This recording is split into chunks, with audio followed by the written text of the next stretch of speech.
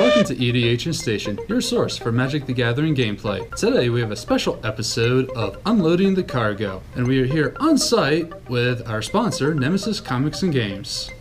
Hi, I'm John, owner of Nemesis Comics and Games. We're going to be opening this collector booster of Kamigawa Neon Dynasty. Excited to get into it.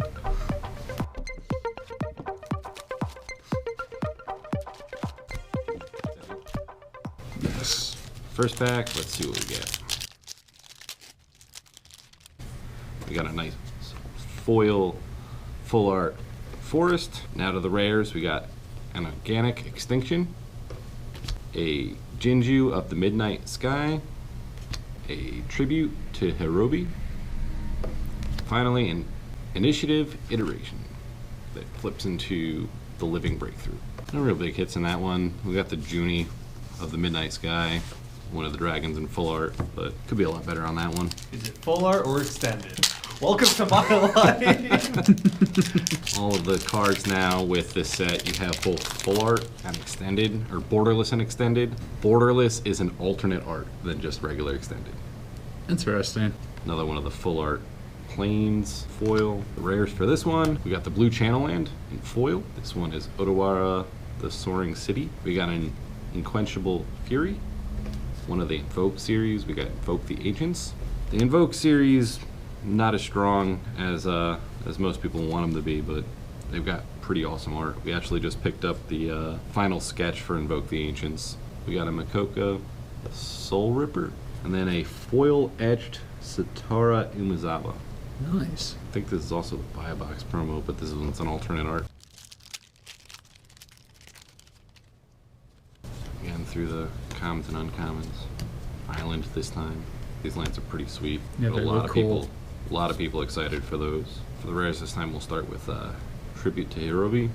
We got Kappa Cannoneer, or as most people are calling this one, Blastoise right now. Gonna be really good in a lot of the affinity decks.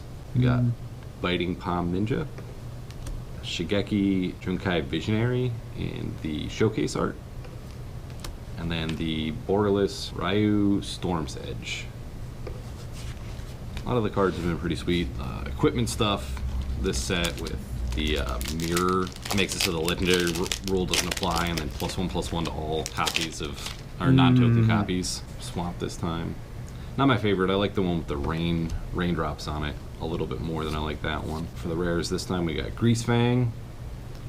This one's just a regular foil. Extended art Drum Bellower. I think that one might see a little bit of EDH play. Untap all creatures you control during each other player's on-tap step. A lot of the other creature tribal Timna Thrasios. Oh god, that's going to be disgusting. The White Dragon of the set in extended art.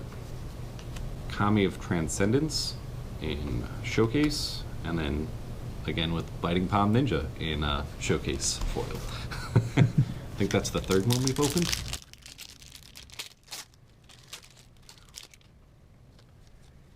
Oh, there's the swamp I was talking about, where it's got like the raindrops. Big fan of that one. Oh yeah, that is nice. Yeah, the raindrops just being foil, and then everything else is just in the background. We got Nashi of the Moon Sage's Scion in foil. Kosai, the Penitent Warlord. Extended art Scrap Welder. I've seen a lot of people messing around with this so far. Reality Chip in showcase. That's the other big EDH card. Yeah. I've heard of that pop up. And then we got a extended art foil White Channel Land. It's a nice pull. Always hoping for the Beseiju though. Just such a better pull in comparison. And it's probably the third best one. Yeah. We're hoping for Beseiju though. Man, Spell Pierce in this one with the force field just reminds me a lot of like Force of Will almost, with like the red shield going up. The red shield one, the masterpiece one also. Yeah. We got Mountain, very traditional Japanese art. Oh, we got one of the vehicles. We got Mindlink Mech in foil. Ascendant Acolyte, borderless. We got Greasefang, Okbaka, Boss, Rat Pilot. Nashi of the Sage's Scion in showcase art. This was a back-to-back Channel Land pull. We got a Blue Channel Land and extended foil. Nice. Let's hope this box is just full of these Channel Lands since we've gotten two. Black Swamp with the Rain, Mardu Samurai in foil. That's going to be a hot EDH card. Yeah. The Panharmonicon on double attack triggers. There is a lot of cool, interesting applications to it. When a creature attacking causes a triggered ability of a permanent you control to trigger, that ability triggers an additional time. So your multiple combat phases on attack and stuff like that. Not even that, just like Exalted too. Exalted triggers, yeah. We got the Shukari Genesis engine, which is an 8/8 vehicle. We got the Toad Rider in Borderless. When I was looking at the original sketches for that, the artist actually sketched the magic cards, and he had the toad facing a bunch of different ways. I preferred the one where it was like dead on, so you're just looking at a toad's face with a dude's head just above it. That's great. Ringleaf Avenger in Borderless. I don't really like this one in the showcase foil because it just has like a big silver text box. It's the Cloudsteer Karen.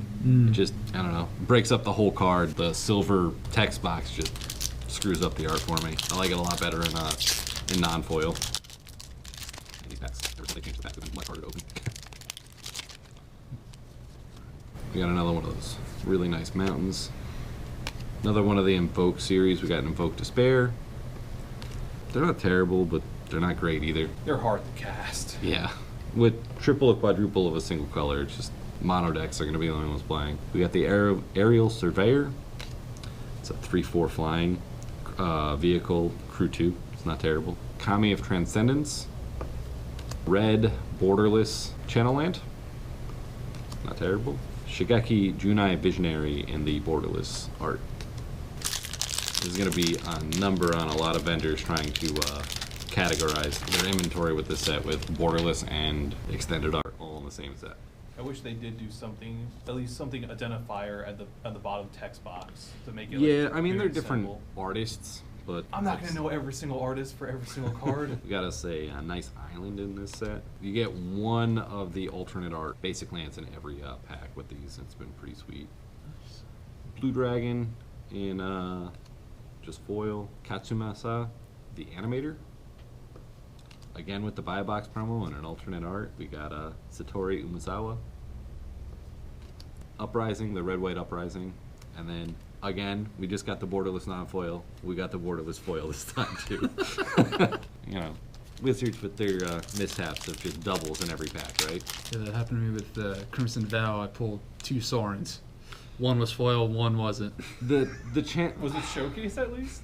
I can't. I think so. I'd have to double check. One of my least favorite things about newer Magic packs lately is I can't tell you how many times I've opened up a pack, and in the pack is there it is, Borderless non-foil. You go like a card back or 2 cards back, and it's Borderless foil. And it's like, well, now I don't want the non-foil anymore. Oh, this card I actually think is going to see a lot of play. It's one of the most powerful channel cards they got. You have channel 1 green, 2 colorless, discard it, return target card from your graveyard to your hand, or channel 1 blue and a colorless, return target creature card to its owner's hand. We got that in foil. It's a sweet pull. Got another one of the mountains. There's 2 arts for each basic. Cool. Terrible March of Reckless Joy. I got no luck with that card in the pre-release. I think I played it in 2 of my decks. It is interesting though. It's interesting. I just neither time did it actually do anything for I don't me. think everybody's gonna play that thing fairly. It's just make infinite mana, play a Thassa's Oracle. True. We got the Equipment Dog. I know a lot of people are really excited about that card. Mechanican Core makes a 10/10 construct. It's Voltron. Yeah. You literally assemble Voltron. You need 5 Man, pieces. this was the pack of the Marches because we started with March of Reckless Joy, and we're ending with March of Otherworldly Light in Showcase, and then Showcase foil March of Swirling Mist. And 2 packs left. No Beseiju. Don't say it like that. It's in one of those, please. Let there always be hope. We opened up. This will be the 3rd box for the shop for singles. No Beseiju yet. The other Art of the Forest. The Reality Architect in foil. Swift Reconfiguration in Dragon Kami Reborn. White Dragon in Borderless, so it's the alternate art. Again with the Sage of Scion. Not bad. Fingers crossed, Tyler. I'm hoping for a Beseiju. Got the other planes. Down for the last ones, we got March of Burgeoning Life. Rampant Rejuvenator. All right, Tyler, you got it. We got the Beseju, but not foil. I mean, that's still fine. It's still sweet. It's still like $30. And then we got Rosino, the Asari Commander. I know a lot of people were talking to me about wanting this one for the vehicles deck, but... And then we got Springleaf Avenger in Showcase Foil, Green Ninjutsu. Deals combat damage to a player, return target permanent card from your graveyard to your hand. Pretty sweet box. We got, I think, all but the black channel land, which is fine because that's the cheapest. The red one's the least useful. That's definitely been the clear, like... Yeah, I didn't enjoy playing it in the pre-release. I don't think there's like a shell for it either. No, not that I can think of. Way too expensive for what it does. Yeah, the white one with the deal 4 damages to attacking your blocking creature is pretty sweet. It's really nice, yeah. Of course, the green's the all-time winner, and then the blue has interesting applications in modern and legacy. Reason for Beseju being the way it is it's channel 2, 1 green, 1 colorless. You get to destroy target artifact, enchantment, or non-basic land an opponent controls. That player may search their library for a land with a basic land type, put it onto the battlefield, then shuffle their library. This costs 1 less to activate for each legendary you control. Legendary creature. Yeah, legendary creature. That's a big thing because Ren and 6 would be bonkers with that card. So it's still going to be bonkers with that card. In your older formats of Legacy and Modern especially, it's going to do some things in Pioneer and Commander obviously, but Lands is going to love this card. Just you're destroying any other non-basic lands. Like, yeah, they can go and get a dual land with it, but with lands, you're going to use Life from the Loam, bring it back to your hand, channel it again, blow up that dual land, or that Blood Moon, Alpine Moon, troublesome... Chalice of the Void. Chalice of the Void. You're going to look at your opponent in Commander, and you're going to be like, oh, fun Smothering Tide. You want a basic land instead? Yeah. You get 1 mana over, a dozen or so. And it's a free card slot. It comes to play untapped. Unlike Turn Timber and the other cycle of lands that we saw, you had to pay 3 mana or get the activation of it, and all the activations are relatively cheap for them. Yeah, I mean, this is channel 2, and if you have 1 legendary creature, it's 1 green. A lot of versatility, a lot of good board control, especially with Crucible Worlds. Oh yeah, Crucible, Loam, Ramanop Excavator. Yeah. Anything that brings back lands from your graveyard to your hand, it's going to be especially nice with. And it's going to slot in every EDH green deck. Yeah. I can't think of a reason not to run it.